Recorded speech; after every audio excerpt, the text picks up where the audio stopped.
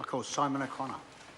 Mr Speaker, very pleased to take a call on the substance addiction compulsory assessment and treatment bill. Can I begin by thanking everyone who actually came to our committee to speak, and we've just heard in the contribution from the member who's just sat down, just a small hint of some of the feedback we got, which I think we found actually incredibly constructive in two ways. First and foremost, to help us with the bill itself, but also just to, I suppose, tease out some of the wider issues in the whole substance abuse space. So my thanks goes out to all of those, to the officials that have helped us to get through, and of course to the Minister himself for actually introducing the bill into the House. As has been noted in the Minister's speech, this is an update from a bill in 1966, so it's a timely review, and I want to acknowledge to the work of the committee members that have suggested that we review what we're doing here in 3 years' time, and thank the Minister for his support of that as well. I think that will make a difference to allow this to evolve, because I think this is a difficult space for obvious reasons, but the Minister as well highlighted in the area of evidence around the efficacy of compulsory treatment, there is still a lot of debate, and so I think it's important that we evolve with that. I will add a voice to a lot of the submitters to us, and it's somewhat articulated in the Select Committee report, but it is around that question of ensuring that the resourcing is aligned, and I know that the work the Minister and others are doing can see the importance of that.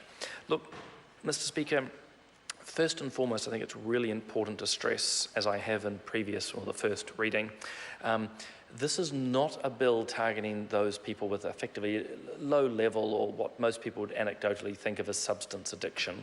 This is for people who are at the absolute top end of addictive behaviour, and that their behaviours are such that they are causing injury to themselves and potentially others, but fundamentally to themselves, and have no ability, effectively consensual ability to actually engage with treatment.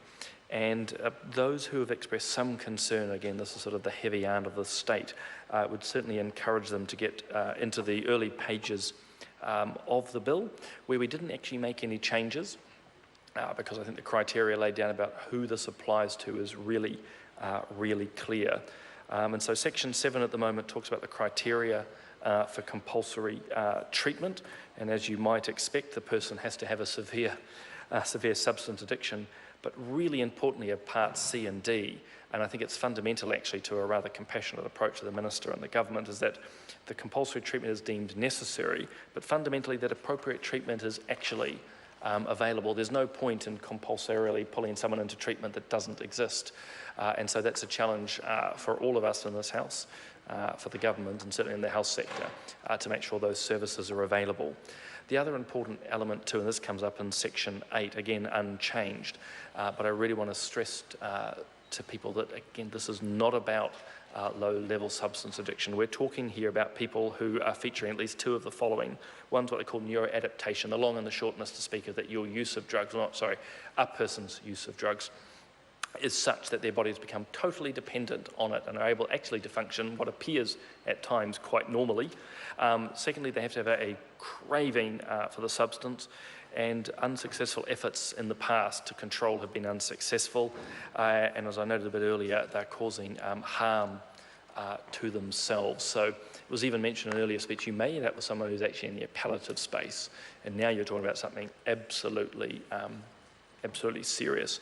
That said, like any Select Committee process, we've teased things out a bit. We wanted to be really clear around a couple of things. The first was around what an approved provider is. We thought it was best to align that with existing acts. We didn't feel we had to double things up. We've removed references to age. The initial draft of the bill came through, had a lot of mentions of 17-year-olds. We thought, again, let's just line that up with existing legislation.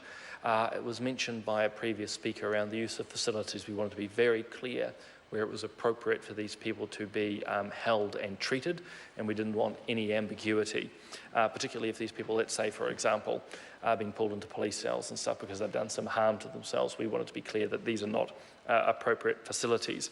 There's a whole lot of other suggestions and changes too around the oversight of the Ministry of Health and so on. But Mr. Speaker, I'm going to leave it there. I know other members of the committee on all sides of the House will elaborate further, but this is a very good bill and I recommend it to the House in its second reading.